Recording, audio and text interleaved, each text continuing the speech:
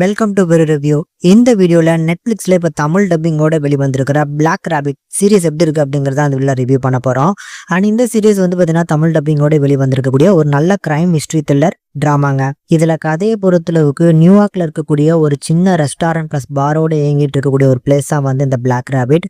இதை நடத்திட்டு இருக்கக்கூடிய நம்ம கதாநாயகனுக்கு இந்த ரெஸ்டாரண்டா ஒரு சக்சஸ்ஃபுல்லான ஒரு ரெஸ்டாரண்டா மாத்தி படிப்படியா வந்து பாத்தீங்கன்னா வளரணும் அப்படிங்கிற கனவோட ஒரு டீமா வந்து பாத்தீங்கன்னா அந்த ரெஸ்டாரண்ட நடத்திட்டு இருக்காப்ல.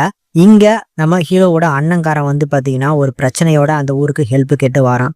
மேலும் ஹீரோவோட அண்ணனுக்கு வந்து அந்த ஊரை சுத்தி வந்து பாத்தீங்கன்னா கடன்காரன் தொல்லை. ஸோ அவங்க எல்லாருமே கடனை கேட்டு ரொம்ப தொந்தரவு பண்ணிக்கிட்டு இருக்காங்க.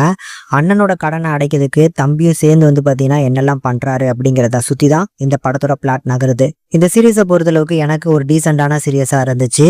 ஸோ அருமையா கொண்டு போயிருக்கிறாங்க. ஃபர்ஸ்ட் எபிசோட்லேயே ஒரு பதட்டத்தோட ஆரம்பிக்கணும் அப்படின்னு சொல்லி நான் லீனியரா கதையை சொல்லியிருப்பாங்க. ஸோ அப்படி சொன்னது இந்த சீரியஸுக்கு ஒரு ப்ளஸ்ஸாக அமைஞ்சிருக்கு அப்படின்னே சொல்லலாம். இதை தாண்டி இதில் இருக்கக்கூடிய கதாபாத்திரங்கள் எல்லாமே ஓரளவுக்கு நல்லா ஸ்பேஸ் கொடுத்து யூஸ் பண்ணியிருக்கிறாங்க அப்படின்னு சொல்லலாம்.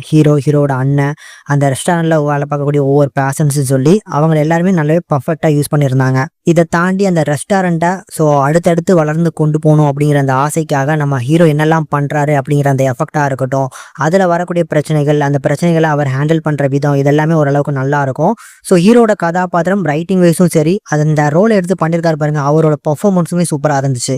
எனக்கு தெரிஞ்சு இந்த சீரீஸில் அந்த கதாநாயகனுக்கு டப் பண்ணவங்க வந்து பார்த்தீங்கன்னா நம்ம அயன்மேனுக்கு டப் பண்ண ஆள் தான் பண்ணியிருக்காருன்னு நினைக்கிறேன். ஸோ அந்த வாய்ஸ் அப்படி கேட்கும்போது நல்லா ஃபீல் பண்ணேன்.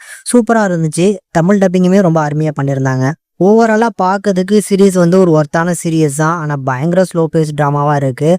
ஒவ்வொரு எபிசோடும் போகிறதுக்கே வந்து பார்த்தீங்கன்னா கொஞ்சம் போர் அடிக்க தான் செய்யுது. கண்டென்ட் இருக்குது, ஆனால் அந்த கண்டென்ட்டை வந்து பார்த்தீங்கன்னா கொஞ்சம் வேகமாக கொண்டு போயிருக்கலாம். ஸ்க்ரீன் பிளே கொஞ்சம் மெதுவாக தான் கொண்டு போயிருக்கிறாங்க. அது நிறைய பேருக்கு வந்து பிடிக்காம போகலாம். ஸோ அதுக்கேற்ற மாதிரி பிளான் பண்ணி பார்த்துக்கோங்க. இது ஃபேமிலி வாட்சபிளா அப்படின்னு கேட்டிங்கன்னா ஒரு சில விஷயங்கள் இருக்குது அப்படிங்கிறதுனால என்ன கேட்டால் கொஞ்சம் தனியாகவே உட்காந்து பார்த்து என்ஜாய் பண்ணுங்க அப்படின்னு தான் நான் சொல்லுவேன். டீசெண்டான சீரீஸ்க்கு கண்டிப்பாக ட்ரை பண்ணலாம்.